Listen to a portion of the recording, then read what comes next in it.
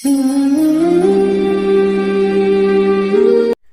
اللہ الرحمن الرحیم، اللہم صلی علی محمد وآل محمد۔ تمام حمد کی تسبیح ہے اس پاک ذات کے لیے جس نے ہر شے کو عدد میں گن رکھا ہے، اور درود و سلام محمد و آل محمد پر جو ہر شے کے عدد کو جانتے ہیں۔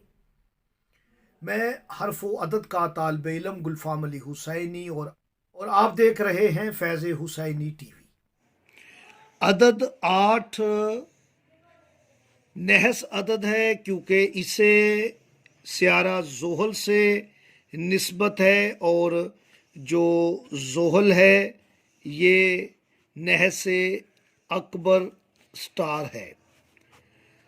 بعض اوقات یہ بھی دیکھا گیا ہے کہ اگر آپ کے عدد میں وہ عدد جمع کر دیا جائے جس کا مجموعہ 8 بنے تو وہ عدد آپ کے لیے مخالفت والا عدد ہے، وہ عدد آپ کے لیے ناموافق عدد ہے، وہ عدد آپ کا دشمن عدد بھی ہو سکتا ہے۔ میں مثال سے سمجھاتا ہوں تاکہ ہر کوئی آسانی سے سمجھ سکے۔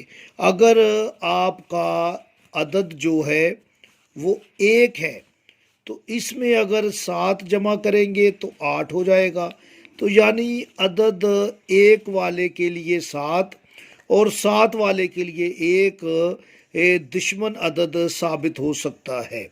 ایسے ہی 2 نمبر میں اگر ہم 6 جمع کر دیں گے تو 8 ہو جائے گا، یعنی 2 کے لیے 8، 2 کے لیے 6 اور 6 کے لیے 8 جو ہے وہ غیر مناسب عدد ہے، غیر موافق عدد ہے۔